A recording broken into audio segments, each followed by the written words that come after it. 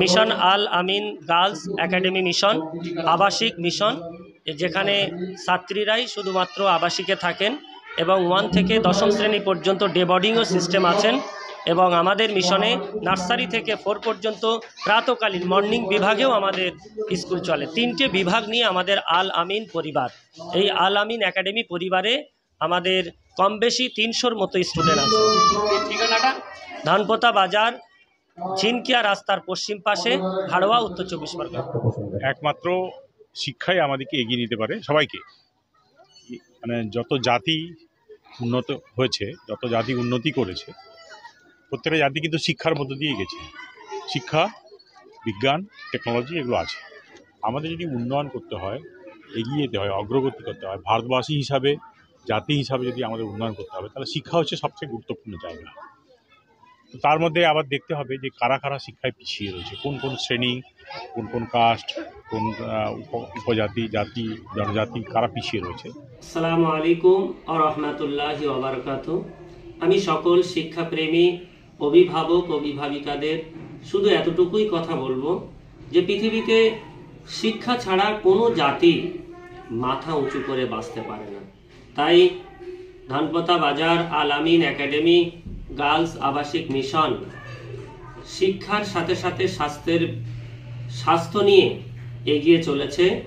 2026 nursery থেকে 4 পর্যন্ত সম্পূর্ণ ইসলামিক কালচারে প্রাথমিক শিক্ষা পর্ষদের সিলেবাস অনুসারে ইংরাজির উপর বিশেষ গুরুত্ব এবং স্পোকিং ইংলিশ সহ একটা বাচ্চার পূর্ণাঙ্গ একজন ছাত্রছাত্রী গড়ে তোলার একমাত্র প্রতিষ্ঠান ধানপোতা বাজার আল আমিন একাডেমি মিশন, ঝিনকিয়া রাস্তার পশ্চিম পাশে।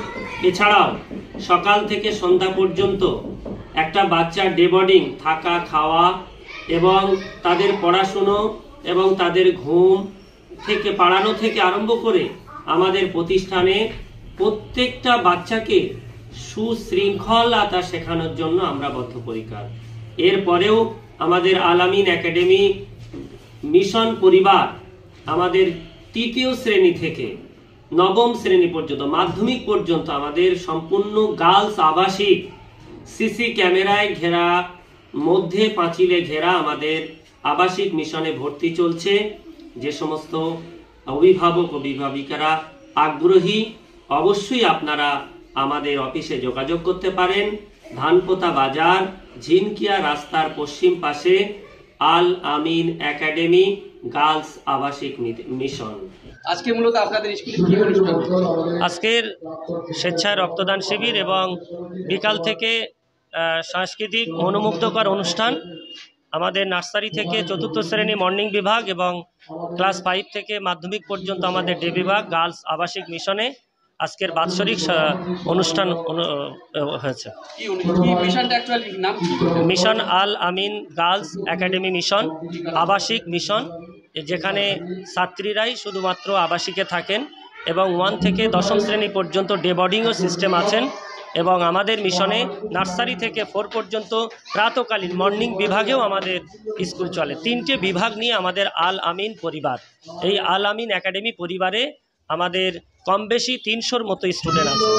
ঠিকানাটা ধানপোতা বাজার, ঝিনকিয়া রাস্তার পশ্চিম পাশে, হাড়োয়া, উত্তর 24 পরগনা। আপনাদের এখানে মূলত কত বছরের বাচ্চারা থাকে? আমরা 3 বছর থেকে মিনিমাম 14 বছর পর্যন্ত 9ম শ্রেণী পর্যন্ত আমরা ভর্তি নিচ্ছি। 3 বছরে থেকে 10 বছর আপনার নার্সারি বিভাগে আমাদের প্রাতকালীন এবং আমাদের ক্লাস 3 থেকে 9ম শ্রেণী পর্যন্ত আবাসিক মিশনে মেয়েদেরকে ভর্তি প্রক্রিয়া শুরু হয়েছে। জানুয়ারির 5 তারিখ থেকে আবার 26 সালের সেশন শুরু হবে। মাধ্যমিক পর্যন্ত, নার্সারি থেকে মাধ্যমিক পর্যন্ত। আজকের অনুষ্ঠানে প্রাক্তন IPS ডক্টর হুমায়ুন কবির সাহেব এসেছেন, বর্তমান অধ্যাপক ডক্টর তৌসিফ আহমেদ সাহেব এসেছেন, মোটিভেশনাল স্পিকার আবিদিন হক আদি সাহেব এসেছেন এবং কামরুজ্জামান সাহেব আসবেন বা আর কিছুক্ষণের মধ্যে আসছেন, এবং মুফাসসির হোসেন সাহেব সহ কবি সাহিত্যিক মফিজুল ইসলাম সহ অগণিত অধ্যাপক এবং অগণিত সমাজসেবী এবং শিক্ষাপ্রেমী মানুষের ভিড় আমি লক্ষ্য করি। আপনার নাম? আমার নাম মোহাম্মদ মুক্তার মোল্লা, সম্পাদক আল আমিন গার্লস আবাসিক মিশন। ফোন নাম্বারটা বলুন। 9732973867। একমাত্র শিক্ষাই আমাদেরকে এগিয়ে নিতে পারে সবাইকে। মানে যত জাতি উন্নত হয়েছে, যত জাতি উন্নতি করেছে, প্রত্যেকটা জাতি কিন্তু শিক্ষার মধ্য দিয়ে গেছে। শিক্ষা, বিজ্ঞান, টেকনোলজি এগুলো আছে। আমাদের ধর্মের ইতিহাস সব ধর্মেই আছে। সে সনাতন ধর্ম হোক, সে খ্রিস্টান ধর্ম হোক, সে ইসলাম ধর্ম হোক, সে ইহুদি ধর্ম হোক, প্রত্যেকের ধর্মের যে একটা রুট সেটা একটা আছে, তার একটা থিওলজি আছে, সব ধর্মেরই আছে। তো ধর্ম হচ্ছে মানুষের ক্রিয়েশন। এটা তো কি বলবো, যে এটা যা কিছু ধর্ম তার মধ্যে ডিফারেন্স যা কিছু দেখছি, এগুলো আমার বিশ্বাস এগুলো মানুষের ক্রিয়েশন।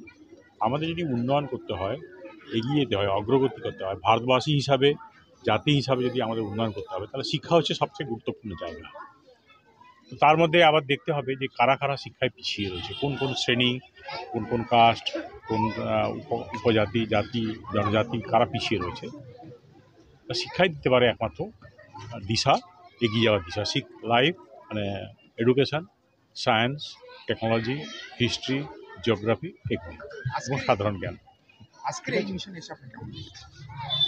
আর বলুন, কি বলছেন? আজকের এই মিশনে এসে আপনি কেমন লেগেছে? আজকে দেখুন, এখানে এই মিশনে ছোট ছোট বাচ্চারা রয়েছে, প্রায় 500 জন বাচ্চা এখানে পড়াশোনা করছে। আমি এসে দুটো কথা বললে, ওদের কাছে এলে যদি একটু ইন্সপায়ার্ড হয়, যদি একটু ওদের উৎসাহ জাগাতে পারি, একটু যদি উৎসাহ দিতে পারি যে ওদের বাবা মাকে, কিন্তু বাচ্চাদের তো নয়, ওদের বাবা মাও রয়েছে।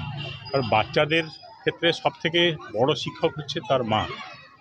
তারা ছোটো থেকে যা কিছুই করুক, নিজে যাই করুক, কিন্তু বাচ্চাদের কখনো ভুল শিক্ষা বা খারাপ শিক্ষা বা কুশিক্ষা যেটা বলে সেটা দেবে না। মা সবসময় ভালো শিক্ষাই দেবে, বাবা মা সবসময় দেবে। বাবা মার পর সবথেকে গুরুত্বপূর্ণ ভূমিকা হচ্ছে যে শিক্ষকদের। যে স্কুলে পড়ছে, যে মিশনে পড়ছে, সেখানকার শিক্ষকরা যদি তাকে গুরুত্ব দিয়ে পড়ান, তাকে এগিয়ে যাওয়ার রাস্তা দেখান, নিজের জ্ঞান যেটা আছে, আর জ্ঞান এমন একটা জিনিস সবসময় বিতরণ করলে বাড়ে, কমে না। কিন্তু অন্যান্য জিনিস আপনি দিয়ে দিলে, আপনার কাছে 10 মণ ধান আছে, আপনি 2 মণ ধান দান করে দিলেন, কী হবে, সেটা কমে যাবে। কিন্তু শিক্ষা এমন একটা জিনিস, জ্ঞান এমন একটা জিনিস, যত আপনি বিতরণ করবেন তত বাড়তে থাকবে। ঠিক আছে, এটা কমে না, বাড়তে থাকে। আর শিক্ষকরা যদি প্রকৃতভাবে তারা যদি ছাত্রদের ভালোবেসে, তারা পরিশ্রম করে ছাত্রদের গড়ে তোলে, তার থেকে সে জাতিকে কেউ আটকাতে পারবে না। যত জাতি উন্নতি করেছে সেগুলো দেখবেন সব শিক্ষার মাধ্যমেই করেছে। অন্য ছাত্র সংখ্যা আজকে 500 থেকে 550 হয় না। আমি একটা শিক্ষা প্রতিষ্ঠান খুললাম, নির্ভীকভাবে একটা বিশ্বাসের জায়গা তৈরি হবে। আর বিশ্বাস তখনই আসবে যখন তার পঠন বা পাঠন এবং পরিবেশ সমস্ত বিষয়টা